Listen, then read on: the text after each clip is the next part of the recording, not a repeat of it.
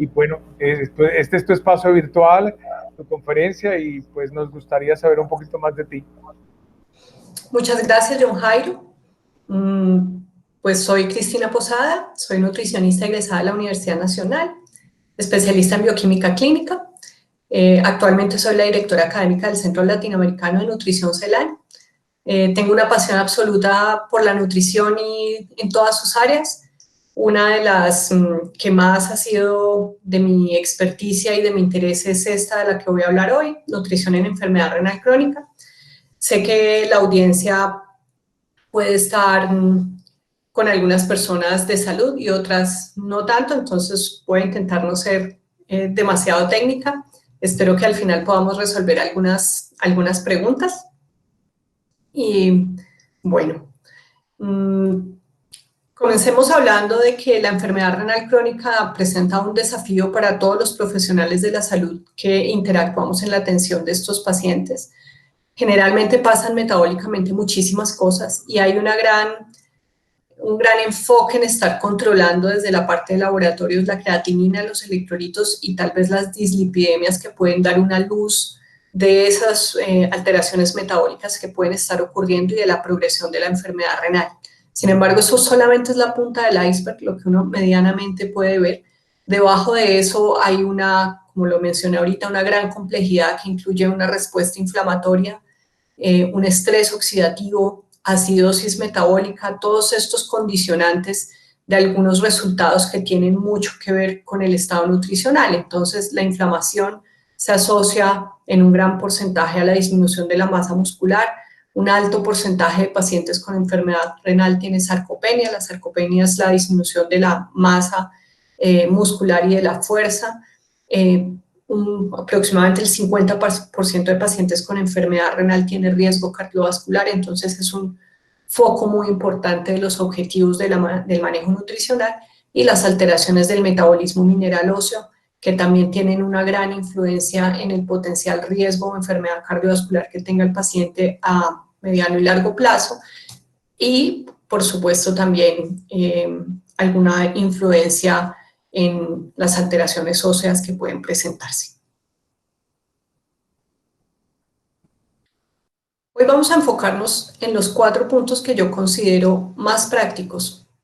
Hay muchas cosas de que hablar con los pacientes con enfermedad renal crónica, muchísimas cosas, pero hoy vamos a hablar o enfocarnos en desgaste proteico energético, que es más el término que hoy en día se usa para hablar de desnutrición en este grupo poblacional, de la proteína, que siempre tendrá una gran controversia: más proteína, menos proteína, restricción de proteína o aumento de la proteína. Los electrolitos, que son una de las claves en la atención nutricional y muchas veces generan una gran restricción de alimentación, y los patrones dietarios, que hoy por hoy es uno de los enfoques fundamentales en el abordaje nutricional. No estar por nutrientes, sino por un patrón de alimentación que permita, con una unión de diferentes tipos de nutrientes, tener un mejor resultado en el abordaje de estos enfermos. Recordemos un poco que la enfermedad renal crónica tiene diferentes etapas. Esto complejiza un poco más el abordaje nutricional porque cada etapa nutricional se maneja de una manera diferente. Hoy no vamos a entrar al detalle, pero sí quiero contarles que más o menos, y estos son los datos de la cuenta de alto costo del 2018 publicados en el 2019, es decir, es la última información que tenemos del porcentaje de pacientes con enfermedad renal en cada una de las etapas. La gran mayoría de pacientes en etapas tempranas, pocos pacientes en etapa 4 o prediálisis, y etapa 5, que son pacientes que si no están en diálisis están muy cerca de estarlos. Ahí tenemos un grupo pequeño, es decir que hay un gran trabajo por hacer en etapas tempranas donde todavía se puede hacer prevención del desgaste proteico energético, y que en la medida que avanza más o menos hacia final de etapa 2 puede comenzar a ocurrir este desgaste proteico energético, a veces relacionado con las restricciones de la alimentación, otras veces con las enfermedades de base. Un porcentaje muy importante de pacientes con enfermedad renal tiene diabetes, y para los diabéticos puede ser un poco más fácil tener desgaste proteico energético porque usualmente pierden proteína en la orina. Y en la medida que avanza la enfermedad, podemos tener inclusive hasta un 75% de pacientes con desgaste proteico energético. Entonces, definitivamente es una preocupación y debe ser una constante búsqueda en la atención nutricional de este grupo de pacientes. Por supuesto, este desgaste proteico energético se relaciona con algunos otros desenlaces clínicos que no son precisamente los que uno esperaría, y es una alta prevalencia de sarcopenia y una alta prevalencia de fragilidad.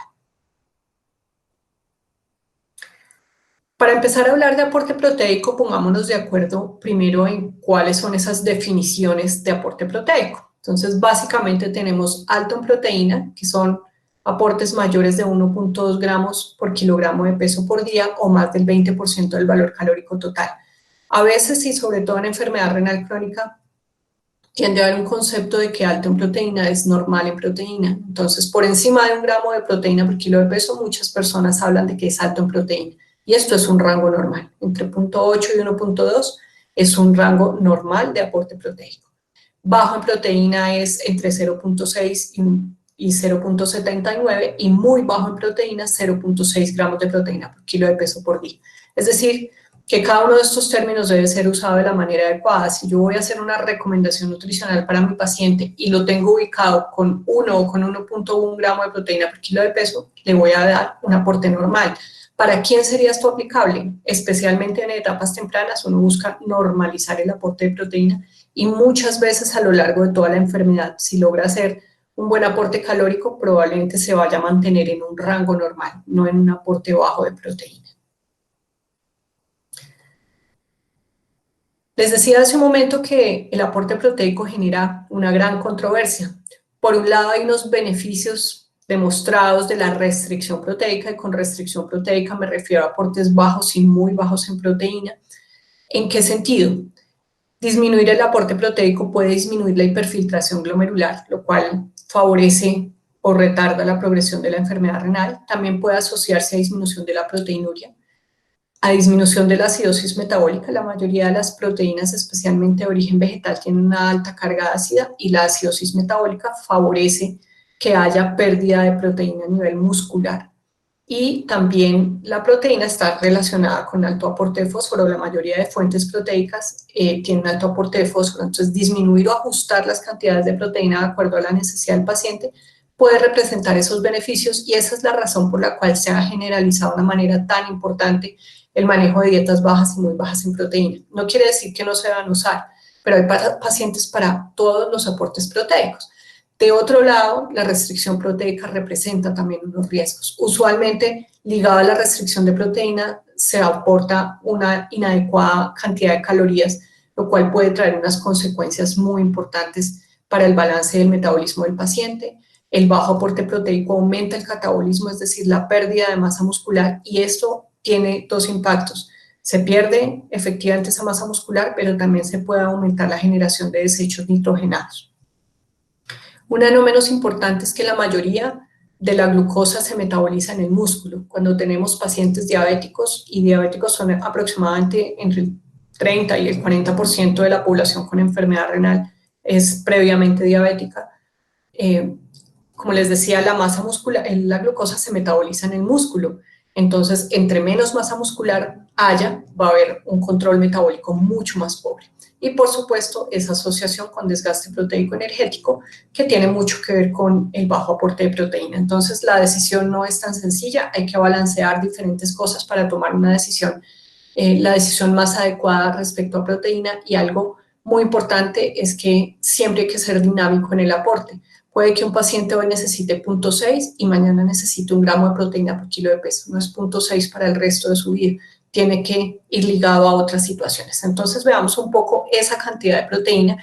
Y aquí tal vez se rompe un poco el paradigma que tenemos usualmente entre 0.6 y 0.8 gramos de proteína por kilo de peso.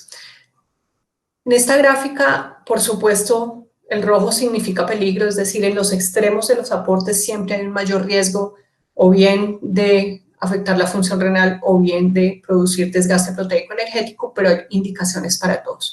Con menos de 0.6 gramos de proteína por kilo de peso, podrían ser candidatos pacientes que reciban alfa-cetoanálogos, que es un medicamento que prescriben los nefrólogos en ciertas etapas y a pacientes con ciertas indicaciones. Allí hay que ser muy cuidadoso porque el paciente que toma alfa-cetoanálogos necesita garantizar mínimo 35 calorías por kilo de peso. Es un plan de alimentación difícil de cuadrar. Tener tan poca proteína con tantas calorías no es sencillo, y otro aspecto a considerar es un adecuado aporte de micronutrientes. Con una restricción tan grande de proteínas se afectan muchas veces otros micronutrientes, entonces hay que estar muy atentos. Entre 0.6 y 0.8 gramos de proteína por kilo de peso están los pacientes metabólicamente estables. Las guías de la National Kidney Foundation publicadas en noviembre del año pasado recomiendan este aporte de proteína, pero son clarísimos en decir que está orientado a pacientes metabólicamente estables. ¿Quiénes son estos metabólicamente estables? Los pacientes con enfermedad renal, con diabetes bien controlada son metabólicamente estables, pacientes que no hayan tenido pérdidas recientes de peso, pacientes que no tengan una enfermedad desgastante concomitante como un CA o una enfermedad autoinmune, por ejemplo, pacientes que no reciban corticoides, pacientes que no hayan estado hospitalizados recientemente, pacientes que no reciban terapia antibiótica. Entonces, ser metabólicamente estable no es tan sencillo. Hay muchos pacientes que pueden tener una o varias de las condiciones que mencioné como pacientes que puedan no estar metabólicamente estables. Entre 0.8 y 1 gramo de proteína por kilo de peso están los pacientes con enfermedad renal diabética. Una de las observaciones que hacen todas las guías es no aportar menos de 0.8 gramos de proteína para los pacientes diabéticos con enfermedad renal crónica. También aquí estarían los pacientes en etapas tempranas de enfermedad renal y los pacientes que tengan proteinuria, entre 0.8 y 1 gramo de proteína por kilo de peso. Entre 1 y 1.2 tendríamos los adultos mayores, los pacientes con enfermedad aguda. No es lo mismo el paciente que está metabólicamente estable y está cuadrado de pronto con 0.8 o 0.7 o 0.6 gramos de proteína por kilo de peso, se hospitaliza por una enfermedad, una infección, una neumonía o cualquier otra condición clínica. Ese es un paciente en el que hay que reevaluar temporalmente ese aporte proteico para lograr ayudarlo a que salga de esa situación aguda. Los pacientes con desgaste proteico energético y los pacientes en terapia de reemplazo renal, bien sea hemodiálisis o diálisis peritoneal, necesitan un aporte un poco más alto. ¿Quiénes más de 1.2 gramos de proteína por kilo de peso, inclusive los de diálisis peritoneal, están acá? Probablemente un paciente crítico o un paciente con una herida compleja, por ejemplo, tendrá que tener un aporte proteico mayor. En cuanto a la calidad de proteína, que es otro factor muy importante, y en este grupo poblacional sí que es importante, porque la calidad de proteína nos está hablando cuánto de esa proteína que el paciente consume finalmente va a ser fijada en músculo. Cuando se consumen proteínas de no tan buena calidad, lo que ocurre es que hay una mayor generación de residuos nitrogenados y se le pone una carga adicional al riñón. Por supuesto, esta es una escala de calidad proteica teniendo en cuenta utilización proteica neta. La proteína de huevo, que es como el gold estándar, 94% de utilización, eso quiere decir que solo se desperdicia el 6%. La proteína de suero de leche, que es una fuente que se usa mucho en productos de suplementación nutricional, muchos de estos pacientes la reciben. El pescado, por ejemplo, que no es tan usado en paciente con enfermedad renal crónica por su aporte de fósforo, y más adelante vamos a hablar del tema para ver que no es tan cierto. Y miren ustedes, las proteínas de origen vegetal tienen una calidad inferior con una generación de residuos nitrogenados mucho más alta. Aquí quiero hacer un especial llamado de atención al colágeno, una proteína que está hoy en día muy de moda con un consumo pues muy alto. El colágeno es una proteína que no tiene datos, pero no tiene datos básicamente porque no tiene todos los aminoácidos esenciales, es decir, que es una proteína con gran generación de residuos nitrogenados sin un aporte de buena calidad. Hablemos un poco de las calorías, que desde mi punto de vista muchas veces son más importantes que las proteínas. Generalmente las personas que trabajamos en salud atendiendo pacientes con enfermedad renal crónica siempre estamos haciendo mucha educación en aporte proteico, pero no tanto en aporte calórico. Resulta que si las calorías son pocas, los pacientes tienden a hacer gluconeogénesis, es decir, a utilizar o a buscar obtener glucosa a partir de sustratos que no son fuentes de calorías, fuentes de carbohidratos, perdón, especialmente las proteínas, es decir, que hace que pierda masa muscular, eso aumenta los nitrogenados, favorece el desgaste proteico energético y no va a tener unos buenos desenlaces clínicos. Esto para todos los grupos, en todas las etapas, importante entre 30 y 35 kilocalorías por kilogramo de peso por día. Tal vez los pacientes con sobrepeso y obesidad que tengan criterios para reducción de peso podrían tener un aporte calórico un poco menor, pero en términos generales, por ejemplo, si hay desgaste proteico energético, menos de 30 calorías por kilo de peso no podrían ser. Hablemos entonces un poco de los electrolitos.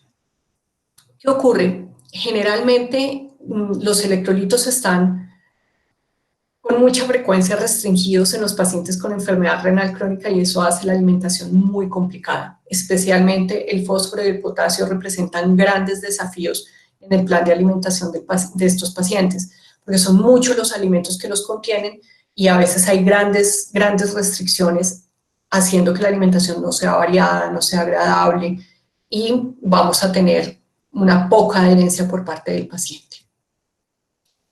Hablemos un poco del sodio. La recomendación desde hace muchos años, incluso desde las guías KDOQI del 2000, es la misma, más o menos 2.300 miligramos al día. En términos de sal, porque 2.300 miligramos o 2.3 gramos al día de sodio no es lo mismo que sal, eso equivale más o menos a 6 gramos de sal de cocina. Y si lo ponemos en términos súper prácticos, esto es más o menos una alimentación sin alimentos industrializados, ni siquiera pan, porque el pan tiene un aporte de sodio muy importante, pero si el paciente logra comer arepa y consumir alimentos preparados en casa, esto le daría la posibilidad de colocarle una cantidad pequeña de sal a los alimentos que cocina en casa. Si consume alimentos industrializados, cualquiera, si sean galletitas, eso hace una gran diferencia y posiblemente ya tenga que empezar a consumir alimentos sin sal. La restricción de sodio está relacionada con el control de la hipertensión arterial, que es un factor muy importante en enfermedad renal crónica y también en proteinuria. Pero también es importante tener en cuenta que si bien clínicamente representa unos beneficios, también hay un riesgo grande y es que la restricción de sodio disminuye o afecta el sabor de los alimentos. Muchos pacientes dejan de comer y tenemos un gran riesgo de desgaste proteico energético. Aquí, como en muchas cosas en la vida, hay que encontrar el punto exacto, el equilibrio, el balance y negociar tal vez un poco cuáles son los alimentos que más le cuesta comer sin sal y cómo hacer esa educación nutricional para que no haya un gran consumo de alimentos industrializados que están en el día a día de todos nosotros en una sociedad industrializada. Hablemos un poco del fósforo. Las guías de la National Kidney Foundation del año pasado hicieron un cambio importante. Hasta estas guías teníamos una recomendación de consumo entre 800 y 1.000 miligramos de fósforo por día, pero estas guías reevaluaron la cantidad porque inclusive ese aporte es superior al que se recomienda para la población sana. Entonces, hoy por hoy la recomendación es ajustar el aporte de fósforo para poder mantener niveles séricos en sangre que sean adecuados. Lo que sí recomienda la guía es seleccionar alimentos con menos de 12 miligramos de fósforo por gramos de proteína. Voy a traducir qué significa un poco esto. La intención es consumir alimentos que tengan un mejor aporte proteico con un menor aporte de fósforo. Eso va a permitir un mejor estado nutricional sin el impacto de la alta cantidad de fósforo. Ya vamos a ver un esquema donde les muestro algunos alimentos fuentes de proteína y sus aportes en relación miligramos de fósforo, gramos de proteína. ¿Por qué es importante el control del fósforo? Lo mencioné muy al principio, las alteraciones del metabolismo calcio-fósforo producen alteraciones del metabolismo mineral óseo. Eso favorece que haya más calcio circulante, digamos que dentro de los vasos sanguíneos, favoreciendo la calcificación vascular y esto aumenta notablemente el riesgo de este grupo de pacientes. Entonces el fósforo usualmente es una gran preocupación de todo el equipo que atiende a estos pacientes.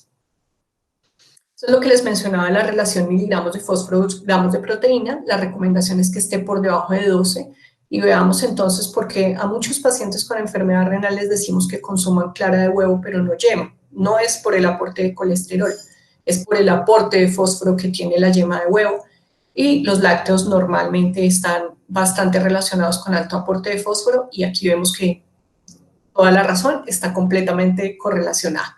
Luego tenemos todos los granos o las leguminosas que tienen un aporte muy importante, aunque su porcentaje de absorción no es tan significativo. Luego tenemos algunas fuentes que se usan en suplementos nutricionales, caseína, aislado de soya. Llegamos a uno de mis grupos favoritos, que es donde está el pescado, por ejemplo. Usualmente le restringimos el pescado a los pacientes porque decimos que tiene un alto aporte de fósforo, pero cuando hacemos la relación miligramos de fósforo, gramos de proteína, está muy similar al pollo y la carne magra, y no habría una gran necesidad de hacer esta restricción. Tenemos la clara de huevo, que es una proteína con un muy pobre aporte de fósforo, y el aislado de proteína de suero, que también tiene un aporte muy bajito de fósforo. Otro factor importante a considerar en este tema de fósforo es la fuente de este mineral. El fósforo orgánico que se encuentra en las fuentes de proteína animal y vegetal tiene diferentes tasas de absorción a nivel intestinal. El animal se absorbe entre 40 y 60%, mientras que el vegetal se absorbe entre 20 y 40%.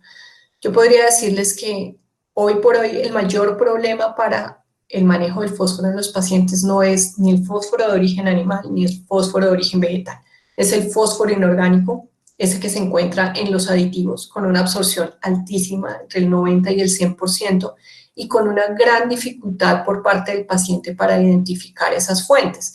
El fósforo no es de obligatorio reporte dentro del etiquetado nutricional, y los alimentos o los aditivos que son utilizados están dentro de los ingredientes, pero tienen una codificación numérica, es decir, que ni siquiera para nosotros los nutricionistas es fácil identificar cuáles son esos aditivos que contienen fósforo.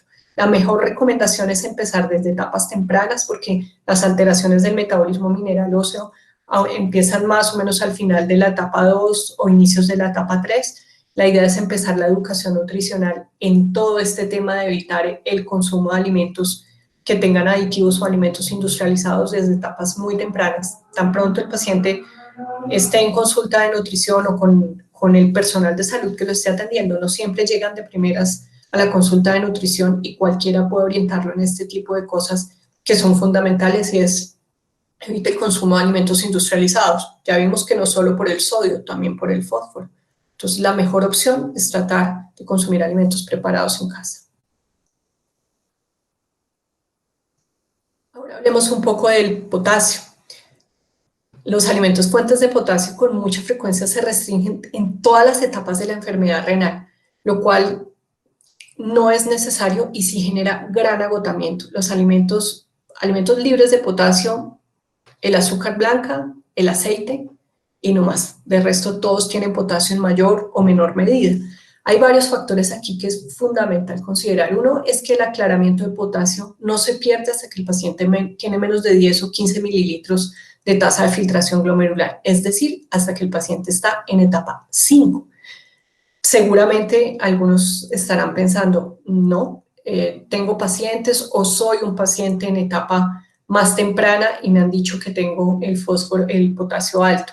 Hay algunos otros factores que hay que relacionar. Algunos de los medicamentos que se usan en estos grupos poblacionales, como los IECA o los ARA2 o inclusive AINES, que no se recomiendan en pacientes con enfermedad renal, pero podrían eventualmente usarse, suben los niveles séricos de potasio. Muchas veces no es hipercalemia, pero los lleva a límites superiores, lo cual genera una gran preocupación en el grupo que atiende los pacientes, y empiezan a ver las restricciones de potasio y voy a ser muy reiterativa porque es una de las dificultades más grandes, el agotamiento del paciente con tantas restricciones. Hay un momento en que más o menos la posición es: no quiero seguir ese plan de alimentación, no importa lo que pase, no importa el desenlace que tenga, pero no estoy dispuesto a seguir teniendo una calidad de vida pobre por una alimentación tan restringida.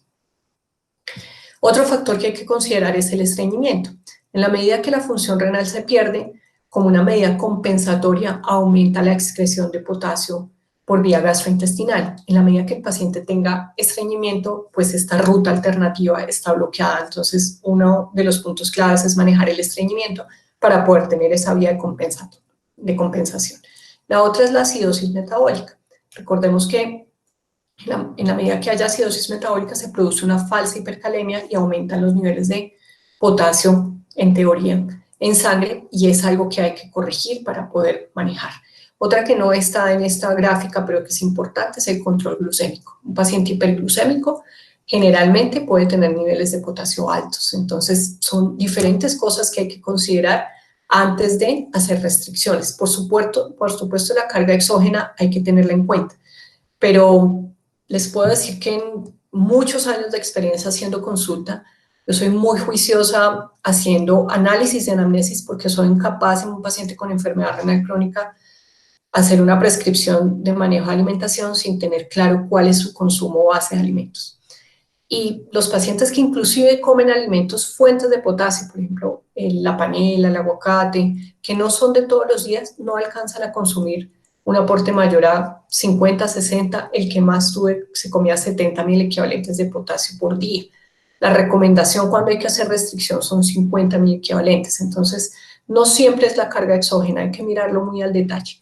Dos recomendaciones prácticas para esto es educar en tamaños de porciones y frecuencias. Aquí hago un llamado un poco a lo del día a día que nos puede ocurrir a todos, y es que con seguridad todos tenemos unos alimentos que son los favoritos y es muy difícil dejar de consumirlos. Si hoy en día cada uno de nosotros nos dicen no puede consumir ese alimento que es su favorito, probablemente el efecto que ocurra es que uno se restringe por un tiempo, pero cuando finalmente se da la tentación, se come una cantidad bastante generosa, lo cual sí puede tener un impacto grande en los resultados de los exámenes de laboratorios. Entonces, mi sugerencia con la experiencia a través de los años es intentar negociar, o, claro, hay alimentos que es imposible negociar. Yo no puedo negociarle, por ejemplo, azúcar a un diabético con dificultad, pero que sean muy pocos esos alimentos que no son posibles de negociar para darle amplitud, y en el potasio hay muchos alimentos que tienen posibilidad de ser negociados para mejorar la calidad de vida y además para favorecer la integración social. La alimentación es un tema absolutamente social y tener tantas restricciones hace que el paciente se vaya retrayendo y va generando una dificultad muy grande. Finalmente, hablemos un poco de la dieta alcalina, un término que está hoy por hoy muy de moda y básicamente está enfocada a ese residuo ácido o alcalino que generan diferentes fuentes de alimentos. Ustedes ven aquí algunos de los dibujitos. Yo me quiero enfocar en que neutros usualmente son los lácteos. Las carnes están como por acá, entre más ácidos. Aquí tenemos los lácteos, pero sabemos ya que los lácteos tienen una dificultad en el paciente con enfermedad renal crónica por su alto aporte de fósforo. Pero quiero que nos enfoquemos en los que producen un efecto más alcalino. En la medida que el residuo de la dieta sea más alcalino, vamos a tener menor acidosis y menor pérdida de masa muscular. Y los más alcalinos son los que usualmente restringimos más para el potasio. Las frutas, las verduras y los tubérculos son los alimentos que tienen más residuo alcalino. Entonces, tal vez es el momento de reevaluar este paradigma, mirar porciones y permitir que haya un incremento, monitoreando, por supuesto, siempre los niveles de potasio, pero no haciendo restricciones sin estar seguros que el paciente no puede manejar su aporte de potasio. La dieta vegetariana, que generalmente está muy ligada a la recomendación, y hoy por hoy se habla mucho de vegetarianismo, pero básicamente el concepto es ese: intentar dar más alimentos de origen vegetal para alcalinizar la alimentación. ¿Correcto o no correcto? Yo pienso que hay varias cosas que balancear, hay pacientes y personas para todos los estilos. Importante tener presente que si hay desgaste proteico energético, cubrir las necesidades proteicas en un paciente con enfermedad renal crónica desgastado con dieta vegetariana va a ser muy difícil. La calidad de proteína de la dieta vegetal es menor, es decir, que habría que darle más aporte de proteína y eso aumenta los residuos nitrogenados. Pero básicamente mi objetivo acá es que tengamos presente que hay diferentes tipos de vegetarianismo. Están los ovo-vegetarianos, los lacto-vegetarianos y los veganos, cada uno con un enfoque diferente, y habrá que ver además filosóficamente qué quiere el paciente. A veces es un tema de filosofía que hay que respetar, pero siempre hay que tener absolutamente claro que la dieta vegetariana tiene, como todos los planes de alimentación, porque si hablamos de una alimentación alta en grasa, una dieta cetogénica, una dieta de cualquier estilo, tiene unos riesgos que hay que tener enfocados y el profesional de nutrición debe tener claro cuáles son esos riesgos. En el caso de la dieta vegetariana, pueden ser dietas muy bajas en calorías, pueden tener deficiencia en omega 3 y en algunos micronutrientes fundamentales para el paciente con enfermedad renal. Entonces, ahí hay un trabajo grande para manejar variedad y porciones. Ser vegetariano no es comer leguminosa con arroz todos los días. Parte del éxito de la alimentación sana es tener gran variedad y el vegetariano debe poder tener acceso a tener una variedad amplia para tener cobertura, una mayor cobertura, sobre todo de micronutrientes. Entonces, es una tendencia importante. Yo pensaría que más que enfocarse solo a la dieta vegetariana es a manejar la carga ácida y si la decisión es ser vegetariano, pues tener presente estas posibles situaciones que hay que abordar en el transcurso del tiempo. ¿Cuáles serían entonces esos enfoques nutricionales por etapa? Al inicio, la etapa 1 y 2, básicamente es cuidar la progresión de la enfermedad renal, reducir los factores de riesgo cardiovascular y controlar la tensión arterial. Aquí lo que hay que hacer es propender por una alimentación balanceada. Si el paciente tiene una gran ingesta de proteína, llevarlo a valores normales, tratar de manejar un peso y una composición corporal óptimas. Este es el momento para incentivar al paciente a hacer ejercicio y a mejorar su composición corporal. Todavía en estas etapas no sienten nada, se sienten súper sanos, pueden hacer ejercicio, no pasa nada. Cuando la enfermedad avanza un poco más, entre las etapas 3 y 4, ya hay que empezar a controlar otras situaciones, lo que les hablaba del fósforo por el riesgo de enfermedad, alteraciones del metabolismo mineral óseo, la prevención del desgaste proteico energético. Hay que mirar el balance de líquidos y electrolitos, hay que monitorear de cerca entonces la ingesta de calorías y proteínas, el control de minerales, hay que empezar a cuidar el fósforo, la PTH, suplementación de vitaminas y minerales en etapas tempranas o en esta etapa usualmente no, pero dependerá del patrón de alimentación del paciente. Si tiene una alimentación muy restringida, por ejemplo, si es vegetariano, por ejemplo, si es un paciente que tiene una gran hiporexia, pues seguramente podríamos estar pensando en que necesita una suplencia de algunas vitaminas y algunos minerales. En etapas más avanzadas, probablemente ya estemos con un tema de controlar los síntomas y prevenir o tratar el desgaste proteico energético. Si el paciente va a ir a alguna terapia de reemplazo renal, pues prepararlo, bien sea para el trasplante, la diálisis o la diálisis peritoneal. También una opción que usualmente es decisión del médico es decidir si va a diálisis o le va a dar manejo conservador, en cuyo caso pues el manejo nutricional puede diferir un poco. Finalmente, recordarles que la enfermedad renal crónica, sobre todo por el impacto que tiene en la calidad de vida y por el susto que genera el tratamiento que se da, es más o menos para el paciente como un salto al vacío. Acompañémoslo, ayudémoslo, démosle seguridad para que pueda dar este salto con mayor propiedad, que sepa que el paracaídas se va a abrir, que hay muchas opciones y para eso es fundamental estos 3 puntos que les traigo. Tiene diferentes alteraciones metabólicas por etapa, no todos se manejan igual, cada paciente es un mundo diferente. Es importante monitorear el estado nutricional y la función renal. Hace muchos años la prioridad era disminuir la progresión de la enfermedad renal, pero la desnutrición genera una alta mortalidad en pacientes en diálisis, es decir, que hoy por hoy intentamos hacer las dos cosas, cuidar el estado nutricional y disminuir la progresión de la enfermedad renal. Si tengo un paciente desnutrido, necesito recuperarlo nutricionalmente, así se sacrifique algo de función renal. Y por último, y más importante que cualquier otro, enfocar el manejo individualizado y siempre muy dinámico. Muchísimas gracias.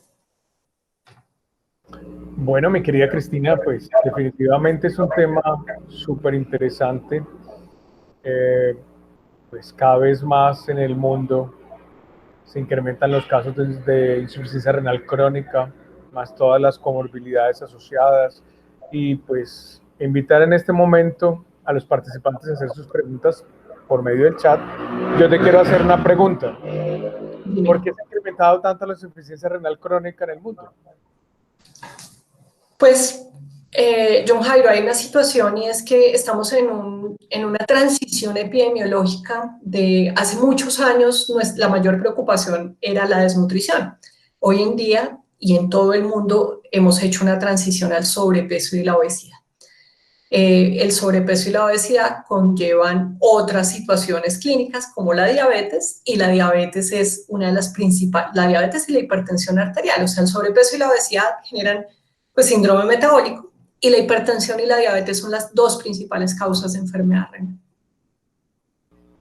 Claro, definitivamente es un círculo vicioso, y pues esta complicación más determinada por lo que tú bien nos enseñabas acerca de las diferentes reacciones en el tratamiento, que pues entre más enfermedades hayan en conjunto, pues las restricciones en su alimentación pues también van a ser de igual manera. Otra pregunta que tengo es respecto al consumo de agua. ¿Qué pasa, por ejemplo, con las personas que tienen bajos consumos de agua, de líquidos durante el día? ¿Tiene algún tipo de relación con los años frente a presentar alguna insuficiencia renal? No es un factor etiológico, o sea, no produce enfermedad renal el tener baja ingesta en el día a día de agua, pero para una persona con enfermedad renal en etapas, si todavía tiene una buena diuresis, es decir, todavía orina, lo ideal es que tome suficiente líquido en el día, un aporte de al menos 1,5 litros o 2 litros, que es el consumo de una persona normal. Deshidratarse o tener una baja ingesta con una enfermedad ya diagnosticada puede favorecer que se pierda más función renal. Una recomendación muy importante es mantenerse bien hidratado. Ya cuando empieza a haber problemas con la diuresis, pues ya el equipo de salud empieza a evaluar qué tanta restricción de líquidos necesita este paciente, pero usualmente eso no ocurre hasta etapas bien avanzadas. Muy bien. Daniela María Montaño Salazar nos pregunta: yo recomiendo estrategias de remojo y doble cocción y las frutas congeladas para reducir el potasio. ¿Está bien? Sí, está bien. Lo que normalmente llamamos dializado de los alimentos en el argot de nutrición, que no es un dializado, pero es una estrategia física para disminuir el aporte de potasio de muchos alimentos, y está bien. Perfecto. Bueno, ¿y todas las frutas en su momento podrían tener esa oportunidad, las frutas congeladas, para reducir el potasio? Sí, lo que pasa es que depende cuál es pues porque es que la fruta cuando se congela, si la vas a consumir fresca, pierde la estructura. Y muchas veces no le recomendamos jugos a los pacientes porque son diabéticos, pero eventualmente podría ser una opción intentando disminuir ese aporte de potasio. Lo que se pueda cocinar, por ejemplo, para las verduras es una muy buena opción. Muy bien. Es bien conocido que el banano tiene bastante potasio. ¿Se restringe dentro de las dietas para insuficiencia renal? Como les decía, yo usualmente no hago grandes restricciones. Si el banano hace parte de esos alimentos que son el placer más grande para el paciente, intento buscar una opción de consumo, por ejemplo, media unidad una vez a la semana, pero sin otros alimentos fuentes de potasio. Es que realmente no es la individualidad de un alimento, es que a veces, como no están las indicaciones tan claras, el paciente termina haciendo cosas de este estilo. Entonces, todos los que no se pueden comer, pero hacen parte de un plato típico. Entonces uno le dice, no coma esto, no coma frijoles, no coma aguacate, no coma plátano, y de pronto el paciente un día se antojó y se come una bandeja paisa. Entonces es más fácil, porque esos alimentos son altos, y uno le dice, te puedes comer X cantidad de frijol, pero no con el frijol, no con el plátano, no con el aguacate, no con el banano, no con la guayaba, porque entonces es un aporte muy alto. Si no hace parte de los alimentos que le fascinan, pues es fácil decirle no lo consumas, porque sí es un alimento muy alto en potasio. Correcto, y nuestra alimentación o nuestra gastronomía colombiana lastimosamente es muy rica en potasio, ¿no? Mucho.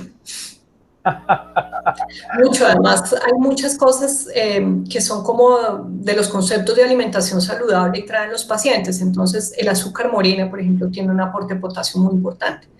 cuando el paciente llega, es difícil cambiarle la idea, si no es diabético, que se cambie de azúcar morena a azúcar blanca. Lo miran a uno como, pero ¿usted Vea, sí no, sabe lo que está diciendo? es interesante este manejo de detalles, ¿no?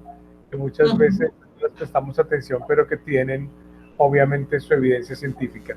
Bueno, aquí el doctor José Fernando Galván, nuestro vicedecano académico, te manda a decir muchas gracias, doctora Cristina, por su excelente conferencia.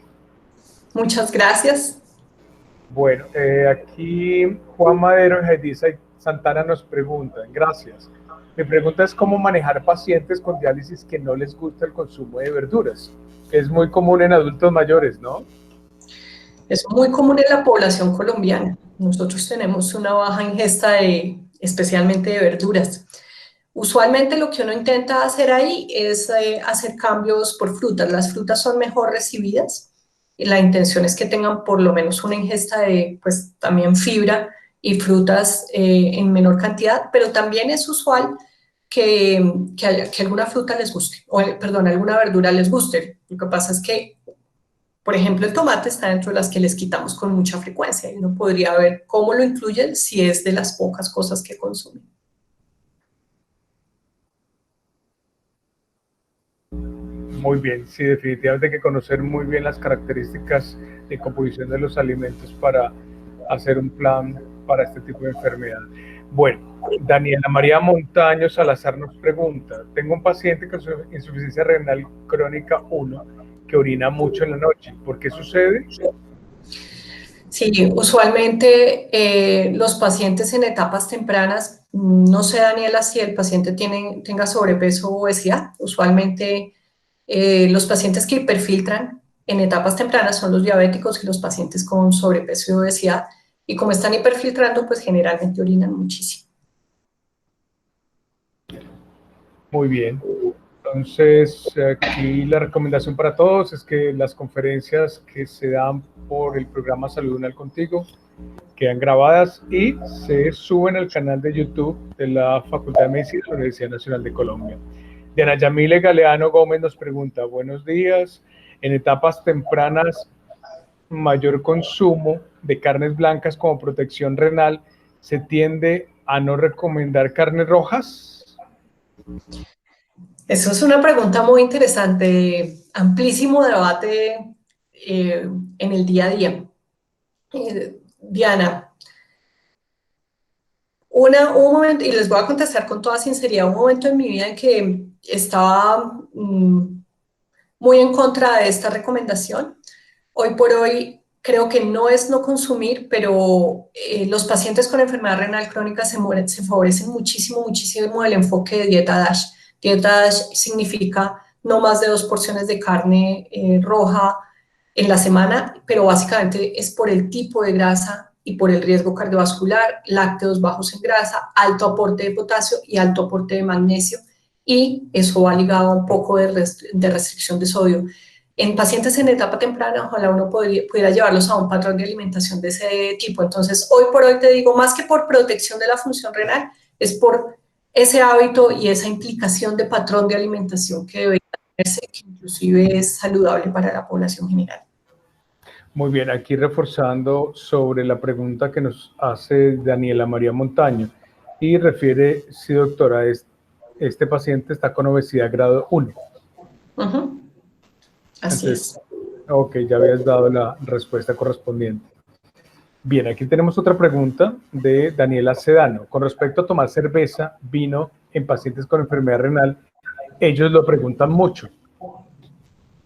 Sí, de hecho en las guías de la National Kidney Foundation está, digamos que el tema de recomendación de alcohol. Hace poco discutíamos con un colega porque me decía, pero es que ¿cómo le va a dar una recomendación de consumo de alcohol a un paciente?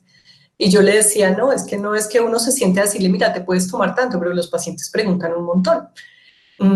Hay digamos que seguimos manteniéndonos en esa cantidad de gramos máximos de alcohol, que más que el tipo de bebida es cuántos gramos estarían bien, y para los hombres entre 10 y 20 gramos y para las mujeres entre 5 y 10 gramos de alcohol obviamente tratando de que por hábitos de vida saludable esto no sea una realidad, pero en el mundo, por ejemplo, para la Navidad, eso es una pregunta de, pues la consulta de diciembre es esa.